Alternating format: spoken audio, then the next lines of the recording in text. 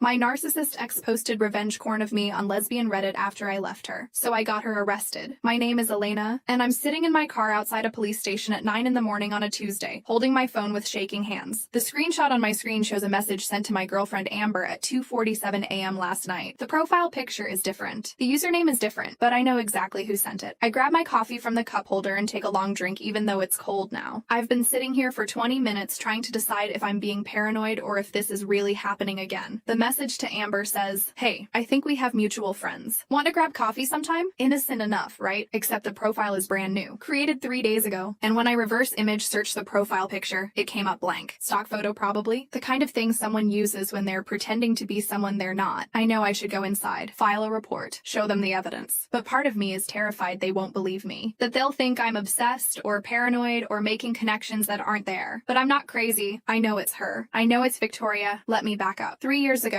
I was in the worst relationship of my life. Victoria seemed perfect at first. We met at a Pride event in Austin. She was charming and attentive and made me feel like I was the most important person in the world. We moved in together after 4 months. Red flag number 1, but I was 26 and stupid and in love. The thing about narcissists is they don't start out showing you who they really are. Victoria spent the first 6 months love bombing me. Gifts, constant attention, talking about our future together. Then slowly, so slowly I barely noticed, things started to change. She started checking my phone, asked me to share my location with her at all times, got upset if I went anywhere without telling her first, made comments about my friends, my family, my coworkers, little cutting remarks that made me feel small. I started pulling away from everyone in my life, not because she explicitly told me to, but because it was easier than dealing with her mood swings when I tried to maintain relationships outside of us. The breaking point came 14 months into our relationship. I was at work, and my mom called to tell me my grandmother had passed away. I left work early, crying, and drove straight home. I needed comfort. I needed my girlfriend to hold me and tell me everything would be okay. Instead, Victoria accused me of lying about where I'd been. She'd checked my location and saw I'd left work early. She demanded to know who I was really with. She screamed at me for 2 hours while I sobbed and tried to explain that my grandmother had died. She never once asked if I was okay. That night, I realized I needed to leave. But leaving Victoria wasn't simple. I'd given up my apartment when we moved in together. All my stuff was in her place. Most of my friends had drifted away because Victoria always found reasons I couldn't hang out with them. I called my friend Jessica, someone I'd known since college. We hadn't talked much in months, but she answered on the first ring. When I told her what was happening, she drove over immediately and helped me pack while Victoria was at work. I left a note. I blocked Victoria's number. I thought that would be the end of it. I was so wrong. The first week after I left, Victoria sent me 127 messages from different phone numbers, email accounts I didn't know she had, social media accounts with fake names, all variations of the same theme. I was making a mistake. She loved me. We belonged together. I was throwing away the best thing that ever happened to me. Then the tone shifted. When I didn't respond, the messages got angry, accusatory. She told me I was a terrible person, that I'd never find anyone who loved me like she did, that I would regret this for the rest of my life. I documented everything, saved every message, every voicemail, every email. I filed for a restraining order and got one. That's when she posted the photos. I'm not going to describe them in detail. Let's just say they were intimate photos I trusted her with during our relationship. Photos that were meant to be private between two people who loved each other. She posted them on multiple forums and community pages. She included my full name, my workplace, my social media handles. The caption was a long rant about how I was a terrible person who had destroyed her life. I found out because a former coworker messaged me on Instagram asking if I knew the photos were circulating. My stomach dropped. I felt like I was going to throw up. Someone I trusted completely had weaponized my vulnerability against me. The next 48 hours were a blur. I reported the post to every platform. Most of them came down within hours, but the damage was done. People had screenshot them, shared them, commented on them. My private life was public, and there was nothing I could do to take it back. Jessica helped me contact a lawyer. We filed a police report. In Texas, posting intimate images without consent is a crime. A serious one, but I wasn't sure anything would actually come of it. The detective assigned to my case was a woman named Officer Chen. She was in her 40s with kind eyes and a no-nonsense attitude. She took my statement, looked at all the evidence I'd compiled, and told me she'd do everything she could to help. 2 weeks later, Victoria was arrested. The trial took 8 months. 8 months of reliving the worst moments of my life in front of strangers. 8 months of Victoria's lawyer trying to paint me as vindictive, as someone who was just trying to hurt her ex. But the evidence was overwhelming. The prosecution had the posts, the timestamps, proof that Victoria had created the accounts used to share the images. They had the threatening messages she'd sent before and after posting the photos. The jury found her guilty. The judge sentenced her to 6 months in county jail plus 3 years probation. She was also required to register as a sex offender and complete counseling. I remember sitting in that courtroom when the sentence was read. I didn't feel Victoria. furious. I felt empty, exhausted. All I wanted was for it to be over, to move on with my life. And for a while I did. I went to therapy. A lot of therapy. I worked through the trauma of the relationship and the violation of having my privacy destroyed. I reconnected with friends I'd lost touch with. I focused on my career and my hobbies and rebuilding myself. About a year after the trial, I met Amber. Amber was everything Victoria wasn't. Patient, kind, respectful of my boundaries. She knew about my past because I was honest with her from the beginning. I told her about Victoria, about the revenge porn, about how hard it had been to trust again. Amber never made me feel broken or damaged. She was just there, steady and supportive, while I continued healing. We've been together for 2 years now. We moved in together 6 months ago. I thought I'd finally moved past what Victoria did to me. I thought I was safe. Then 3 days ago, Amber showed me a friend request on Instagram. A profile with barely any information. Generic bio. One profile picture of a woman with long dark hair and sunglasses. No posts yet. The username was something random, like a keyboard smash with some numbers. The kind of username people use when they're creating a burner account. Amber thought it was spam and ignored it, but something about it bothered me. Call it intuition or paranoia or PTSD, but I couldn't shake the feeling that something was wrong. I did some digging. The account had been created 3 days earlier. It was following 27 people, and 23 of them were people I knew. My friends, my coworkers, my family members, and Amber. I checked Victoria's last known social media accounts. All of them were deactivated or deleted. Her probation had ended 4 months ago. I had no idea where she was or what she was doing, and honestly, I'd been grateful for that distance. But now I was starting to wonder if that distance was real, or if she'd just gotten better at hiding. I told Amber my concerns. She immediately blocked the account and made her profile private. But that night at 2:47 a.m., Amber woke me up. She showed me her phone. A message from a different account, similar username, no profile picture this time. Hey, I think we have mutual friends. Want to grab coffee sometime? My blood ran cold. Amber asked me what we should do. I told her we should ignore it, block it, not engage. But even as I said it, I knew Victoria wouldn't stop there. She never stopped. She just adapted. The next morning, I started going through Amber's followers list. I found 3 more suspicious accounts, all created in the past week, all following mostly people connected to me. That's when I knew for sure. Victoria was back, and she was building new identities to get around the blocks, the restraining order, the court mandate to stay away from me, which brings me to now. Sitting in my car outside the police station, trying to convince myself to go inside. I finally open the car door. The heat hits me immediately. It's already 85 degrees, and it's not even 10 in the morning. Texas in summer is brutal. Inside the station, I asked to speak to someone about a restraining order violation. The officer at the desk is young, maybe early 20s, and he looks bored until I explain that my ex violated the order by contacting my girlfriend through fake social media accounts. He tells me to have a seat and someone will be with me shortly. 30 minutes later, I'm sitting in a small interview room across from Officer Chen. She remembers me. I can see it in her face before I even finish explaining why I'm here. Elena, she says, and her voice is warm. I wondered if we'd see each other again. I show her everything. The screenshots of the accounts, the list of followers they all have in common, the timeline of when they were created, the message to Amber. Officer Chen listens carefully, taking notes. When I'm done, she sits back in her chair and sighs. The problem, she says, is that we need proof these accounts belong to Victoria. Unless she's using her real information or we can trace the IP address back to her, it's hard to prosecute. But look at the pattern, I say, hearing the desperation in my own voice. All these accounts created at the same time, all following the same people, all trying to reach my girlfriend. Who else would do that? You're probably right, Officer Chen says, and I believe you. But believing you and having evidence that will hold up in court are two different things. She tells me she'll look into it. She'll contact Victoria's probation officer to see if there's been any concerning behavior. She'll document everything I've shown her, but she's honest with me about the limitations of what she can do. I leave the station feeling defeated. I sit in my car and call Jessica. She answers immediately like she always does. She's back, I tell her. Victoria's back. Jessica is quiet for a moment. Then she says, okay, what do we know? This is why I love Jessica. No drama, no panic, just straight into problem-solving mode. I tell her everything. The accounts, the followers, the message to Amber. When I'm done, Jessica says something I'm not expecting. I think we need to set a trap. What do you mean? I mean, if Victoria is going to keep creating new accounts and trying to find ways to contact you or Amber, maybe we need to let her, in a controlled way, so we can get the proof Officer Chen needs. I don't like this idea. The thought of engaging with Victoria in any way makes my skin crawl. But Jessica has a point. If we just keep blocking accounts, Victoria will keep making new ones. We need to catch her in the act. How would we even do that? I ask. Let me think about it, Jessica says. In the meantime, don't block any new accounts that pop up. Just screenshot everything and don't respond. We need to build a pattern. I agree. Even though every instinct I have is screaming at me to block and delete and pretend none of this is happening. Over the next 2 days, 5 more accounts appear in Amber's follow requests. We don't accept them, but we don't block them either. Each account has the same characteristics. New, minimal information, following mostly people connected to me. One One of the accounts sends Amber another message. I saw you at the coffee shop on 6th Street yesterday. You looked really pretty. Amber wasn't at any coffee shop on 6th Street yesterday. She was at home with me, watching movies on the couch. This message is different from the others. It's more personal, more invasive, and it's factually wrong, which means Victoria is either guessing about Amber's routines or watching from somewhere and getting her information mixed up, or she's trying to scare us. It's working. Jessica comes over that night. We sit at my kitchen table with our laptops and start doing research. If Victoria is creating all these accounts, she's doing it from somewhere. An IP address, a location, a device. We need to bait her into doing something that will give her away, Jessica says. Something that proves it's her and not just some random stalker. How? I ask. Amber, who's been quiet up until now, speaks up. What if I respond to one of the messages? What if I try to get her to meet up? Absolutely not, I say immediately. That's too dangerous. Not alone, Amber clarifies. What if we pick a public place and I agree to meet and we record everything? If she shows up, we have proof it's her. If she doesn't show up but keeps messaging, we can track her IP or something. I look at Jessica. She's considering it. It could work, Jessica says slowly, but we'd need to be smart about it. Set it up somewhere with security cameras. Make sure Elena and I are there but hidden. And we'd need to tell Officer Chen first so she knows what we're doing. I hate everything about this plan, but I also know that doing nothing means living in fear, always wondering when Victoria will escalate, always looking over my shoulder. We spend the next hour planning. Jessica suggests a coffee shop downtown that she knows has excellent security cameras. It's always busy, lots of witnesses. Amber would agree to meet there at a specific time. We'd tell Officer Chen what we're doing, and Jessica and I would be nearby but out of sight. The next morning, I call Officer Chen. She's not thrilled with our plan, but she understands the frustration. She agrees to have an officer in the area during the meeting time, just in case things go sideways. That afternoon, Amber responds to one of the messages. She keeps it casual and friendly. Hey, yeah, I'd love to grab coffee. How about Tuesday at 3 p.m. at the Central Blend on Congress? The response comes within minutes. Perfect! Can't wait to meet you. Something about how quickly the response comes makes my stomach turn. Like whoever is on the other end has been waiting for Amber to respond. Watching for it, Tuesday arrives. I barely sleep Monday night. I keep imagining worst-case scenarios. Victoria showing up with a weapon. Victoria causing a scene. Victoria doing something to hurt Amber. Amber keeps reminding me she can back out, that we don't have to do this. But I can see in her eyes that she's tired of this too. Tired of looking over her shoulder. Tired of Victoria's shadow hanging over our relationship. At 2:30 p.m., we arrive at the coffee shop. Amber goes in and orders a drink. Jessica and I stay in Jessica's car parked across the street where we can see the entrance but aren't obvious. Officer. Chen texts me that she has an officer in plain clothes inside the coffee shop at a corner table. PM comes and goes. Amber sits at a table by the window, occasionally checking her phone. She looks calm, but I know her well enough to see the tension in her shoulders. 15 p.m. No one approaches Amber. No one who fits Victoria's description has entered the coffee shop. At 3:20 p.m., Amber's phone buzzes. She glances at it and then subtly angles it so the camera we've set up can see the screen. A message from the account. Sorry, running late. Be there in 10. Jessica and I exchange looks. Victoria is stalling. Or she's being cautious. Or maybe she already knows it's a trap. 10 minutes pass, then 20. At 3:45 p.m., another message. Something came up, have to reschedule, sorry. And then, before Amber can respond, the account is deleted. Just like that. Gone. We regroup at my apartment an hour later. Amber is frustrated. Jessica is thoughtful. I'm anxious and angry and scared all at once. She knew, I say. She somehow knew it was a setup. Or she got cold feet, Jessica suggests. Maybe she wanted to meet Amber but realized it was too risky. Or maybe she was there, Amber says quietly. We both look at her. Maybe she was outside the coffee shop, watching, and she saw you two in the car. The thought sends chills down my spine. The idea that Victoria was close enough to see us, to watch us, but stayed hidden. Officer Chen calls me that evening. She has news. Victoria's probation officer confirmed that Victoria moved back to Austin 2 months ago. She's been checking in regularly, hasn't violated any terms of her probation. But when the probation officer asked about her social media use, Victoria claimed she doesn't have any social media accounts. That's a lie, I say. She has to be the one making these accounts. I agree, Officer Chen says. But again, we need proof. I'm going to request her phone records and internet history from her probation officer. It might take a few days, but if she's creating these accounts, we'll find evidence. A few days feels like forever, but it's better than nothing. In the meantime, the accounts keep coming. One every day. All following the same people. All sending variations of the same innocent-seeming messages to Amber. Then one sends a message that makes my blood run cold. I know Elena thinks I'm her ex. Tell her she's right. Amber screenshots it immediately and sends it to me. I'm at work when I see it. I have to excuse myself to the bathroom because I feel like I'm going to be sick. She's taunting us now. She knows we know, and she doesn't care. I forward the screenshot to Officer Chen. She responds within minutes. That's it. That's our proof. I'm getting a warrant. Things move fast after that. Officer Chen gets a warrant for Victoria's devices and social media information. They execute it the next day. Victoria tries to claim she doesn't know what they're talking talking about, that someone must be impersonating her. But forensic analysis of her phone tells a different story. They find the apps she used to create the fake accounts, the photos she stole from stock photo websites to use as profile pictures, drafts of messages she'd written to Amber but never sent, and most damning of all, search history showing her looking up Amber's workplace, her schedule, places she frequents. Victoria was arrested again, this time for violating the restraining order and stalking. I thought I'd feel relief when Officer Chen called to tell me. Instead, I just felt tired. So unbelievably tired. The new charges meant a new court date, a new trial, more months of my life consumed by Victoria's inability to let go. But something happened this time that I wasn't expecting. Victoria's lawyer reached out to my lawyer with a plea deal. Victoria would plead guilty to all charges in exchange for a reduced sentence. But there was a condition. She wanted to speak to me, in person, with lawyers present. My immediate answer was no. Absolutely not. I never wanted to see Victoria again for as long as I lived, but my lawyer explained that part of the deal was Victoria agreeing to a permanent restraining order, one that would never expire, and she'd also agree to move out of Texas entirely after serving her sentence. Why does she want to talk to me? I asked my lawyer. She says she needs closure, he said, that she needs to apologize face to face. I didn't believe for a second that Victoria wanted to apologize. Narcissists don't apologize. They manipulate and justify and blame everyone but themselves. But the idea of her leaving Texas permanently was tempting, and the permanent restraining order would give me legal protection for the rest of my life. I talked to Amber. I talked to Jessica. I talked to my therapist. Everyone said the same thing. It was my choice and they'd support me either way. In the end, I agreed. Not because I wanted closure. Not because I wanted to hear what Victoria had to say, but because I wanted to look her in the eye and let her see that she hadn't broken me. The meeting was scheduled for a Thursday afternoon at the courthouse. My lawyer would be there. Her lawyer would be there. A court officer would be present. It would take place in a small conference room with security right outside. I was terrified walking into that building. Amber offered to come with me, but I told her no. This was something I needed to do alone. Victoria looked different. Smaller somehow. Her hair was shorter. She'd lost weight. When I walked into the room, she looked up at me and for a split second, I saw something in her eyes that might have been remorse, but then she spoke, and I realized I'd been wrong. "I'm glad you came," she said. "I've been wanting to talk to you for so long." I didn't respond. I just sat down across from her, my lawyer beside me, and waited. Victoria launched into a monologue about how much she'd suffered, how hard it had been for her when I left, how the arrest and jail time had ruined her life, how she'd just wanted me to understand how much pain I'd caused her. I listened without interrupting. I watched her twist the narrative to make herself the victim, to make me the villain in a story where I'd done nothing wrong except try to escape an abusive relationship. When she finally paused, waiting for me to respond, I took a breath and said the only thing I'd planned to say. "I'm here because I want you out of my life permanently. I'm here because I want the legal protection that keeps you away from me forever. I'm not here to give you closure or forgiveness or understanding. What you did to me was cruel and illegal, and you're facing the consequences of your own actions." Victoria's face shifted. The mask of remorse fell away, and I saw the anger underneath. "You're really going to sit there and act like you're innocent?" she said. "You destroyed me, Elena. You made me fall in love with you and then you just left. No explanation. No chance to fix things. You just ran away and then had me arrested when I tried to make you understand. You posted intimate photos of me online without my consent," I interrupted. "You violated my privacy and tried to destroy my reputation. Because you were angry, I left a relationship where you controlled and isolated me. That's not love. That's abuse." Victoria's lawyer put a hand on her arm, trying to calm her down. My lawyer remained silent, taking notes. "I loved you," Victoria said, and her voice cracked. "I loved you more than I've ever loved anyone, and you threw it away like it meant nothing." For a moment, I almost felt sorry for her. Almost. Because I could hear the pain in her voice, see it in her eyes. But I also knew that pain didn't excuse what she'd done. That loving someone doesn't give you the right to hurt them when they leave. "I hope you get help," I said finally. "I hope you learn how to have healthy relationships. But that's not my responsibility anymore. I'm done." I stood up. My lawyer started gathering his papers. Victoria's lawyer was already pulling out the plea agreement for her to sign. "Wait," Victoria said. Her voice was different now, quieter. "There's something else I need to tell you." I paused, halfway to the door. "The photos," she continued. "I made sure they were all deleted. Every single one. I contacted every platform, every forum, everyone who might have saved them. I spent months tracking them down and getting them removed. I know it doesn't undo what I did, but I wanted you to know they're gone." I turned to look at her. She was crying now, real tears streaming down her face. "And the accounts," she said. "The ones I used to message Amber. I was never going to hurt her. I just wanted to see if you were happy. If you'd moved on. I wanted to know if you were better off without me." I didn't know what to say to that. Part of me wanted to believe her. To believe that somewhere in Victoria was a person capable of real remorse and change. But another part of me knew that actions spoke louder than words. And her actions had been stalking and harassment, no matter what her intentions were. "I hope that's true," I said, "for your sake and mine." And then I left. The plea deal was finalized the next week. Victoria pleaded guilty. She was sentenced to 18 18 months in county jail, followed by mandatory counseling and a permanent move out of Texas. The restraining order became permanent. That was 6 months ago. I haven't heard from Victoria since. No new accounts, no messages, no sightings. Officer Chen checks in with me every few weeks to make sure everything is still quiet. Amber and I are good. Better than good, actually. We got a dog, a golden retriever puppy we named Luna. We're talking about buying a house together. Life has slowly returned to normal, or at least a new version of normal. But sometimes, late at night when I can't sleep, I think about that last conversation with Victoria, about the pain in her voice when she said she loved me, about whether she really did have all those photos removed, or if she just said that to manipulate me one last time. I think about how loving someone and hurting someone can exist in the same person, in the same relationship. How Victoria probably did love me, in whatever way she was capable of loving, but how that love was toxic and possessive and ultimately destructive to both of us. I don't know where Victoria is now. I don't know if she got help or if she's out there somewhere repeating the same patterns with someone new. What I do know is that I survived. I survived the relationship, the revenge porn, the stalking, all of it. I survived and I built a new life, a better life, a life where I'm not constantly afraid or looking over my shoulder, a life where I'm loved in a healthy way by someone who respects my boundaries and my autonomy. Last week, Jessica and I went out for drinks to celebrate her new job. We were laughing about something silly when she got serious for a moment and said, "I'm proud of you, you know, for everything you went through and how you handled it." I told her I couldn't have done it without her, without Amber, without Officer Chen and my therapist, and everyone who supported me through the worst time of my life. But the truth is, I also did it for myself. I chose to leave Victoria. I chose to press charges. I chose to fight back instead of letting her win. And those choices, those moments of courage even when I was terrified, made all the difference. 3 days ago, I got a letter in the mail. No return address, postmarked from Nevada. Inside was a single handwritten note. "I'm sorry for everything. I'm getting help. I hope you're happy. V." I showed it to Amber. She asked if I was going to respond. I said no, because the thing is, Victoria doesn't get to have the last word in this story. She doesn't get to decide when we're done or what closure looks like. I'm done when I say I'm done. And I said I was done 6 months ago in that courthouse conference room. So I took the letter and I put it in the box where I keep all the evidence from Victoria's case, the screenshots, the court documents, the restraining orders. I might need it someday if she violates the agreement and comes back, or I might never look at it again. Either way, it doesn't define me anymore. What happened with Victoria is part of my story, but it's not the whole story. It's not even the most important part. The most important part is what came after. The healing, the growth, the love I found with Amber, the friendships I rebuilt, the person I became because of everything I survived. Sometimes people ask me if I regret dating Victoria, if I wish I'd never met her. And honestly, I don't know how to answer that question, because yes, she hurt me in ways I'm still healing from, but that relationship also taught me what I don't want, what I won't accept, what I deserve. It taught me how to recognize red flags, how to trust my instincts, how to stand up for myself even when it's terrifying. So no, I don't think I regret it. I just regret that it took me so long to leave, that I stayed through so many warning signs because I thought love was supposed to be hard, was supposed to require sacrifice and compromise and putting someone else's needs above my own. Now I know better. Love should be easy in the ways that matter. It should make you feel safe and valued and free to be yourself. It should build you up, not tear you down. And with Amber, it is all those things. Last night we were lying in bed with Luna sprawled across both of us, watching some stupid reality show on TV. Amber turned to me during a commercial and said, "I love you. You know that." I said I did. "No, but like, I really love you," she continued. "And I'm so glad you chose to trust me. I know it wasn't easy after everything you went through." I kissed her and told her that loving her was the easiest thing I'd ever done. And I meant it. Because after surviving Victoria, after fighting my way through the darkness of that relationship and its aftermath, I finally found someone who showed me what love is actually supposed to look like. Someone who respects my boundaries instead of pushing them. Who supports my independence instead of trying to control me. Who makes me feel stronger, not smaller. That's the ending I choose for this story. Not the trauma or the revenge porn or the arrests or any of it. The ending I choose is this. Me and Amber and Luna, building a life together that's full of trust and respect and genuine love. Victoria's chapter is closed, and I'm never looking back. Well, almost never. Because yesterday, Officer Chen called me. She said Victoria's probation officer in Nevada reached out. Apparently, Victoria has been doing well, attending therapy twice a week, working a steady job, staying out of trouble. The probation officer asked if I'd be willing to participate in a restorative justice program, where Victoria and I would meet with a mediator, and Victoria could offer a formal apology, and I could express how her actions impacted me. It's supposed to help both the victim and the offender find closure and move forward. I told Officer Chen I'd think about it. Amber thinks I shouldn't do it, that I don't owe Victoria anything, not even the opportunity for redemption. Jessica thinks it might be good for me to have that final conversation in a controlled setting where I can say everything I never got to say. I'm still deciding. Part of me wants to do it, to look Victoria in the eye one more time and tell her exactly how much damage she did, how many nights I spent crying, how long it took me to feel safe again, how her actions rippled through every aspect of my life for years. But another part of me thinks that participating would just be giving her more power over my story. That the best revenge is moving on completely and living well. And that engaging with her in any way, even in a therapeutic setting, is letting her back into my life. I have 2 weeks to decide. In the meantime, Amber and I are looking at houses. We found one we really love in a neighborhood with good schools, which feels funny since we don't have kids and aren't planning on it, but apparently that's what you're supposed to look for when buying real estate. It has a big backyard for Luna and a home office where I can work remotely. There's a coffee shop 2 blocks away and a park right around the corner. It feels safe, normal, like the kind of place where nothing bad could happen. I know that's probably naive. Bad things can happen anywhere, but standing in that empty house with Amber, imagining our furniture and our life filling those rooms, I felt something I hadn't felt in a long time. Hope. Not just hope that things would be okay, but certainty that they already were. That I'd made it through the worst of it and come out the other side intact. Maybe a little scarred. Definitely more cautious, but also stronger, braver, more sure of who I am and what I want. So maybe I will do the restorative justice thing. Not for Victoria, but for me. To close that chapter once and for all. To say my piece and let it go. Or maybe I won't. Maybe I'll just sign the papers on this house and move forward with my life and never think about Victoria again. Either way, I get to choose. And that's the power Victoria tried to take from me but never could. The power to decide my own story, my own future, my own happiness. She doesn't get to write the ending. I do, and my ending, it's pretty damn good.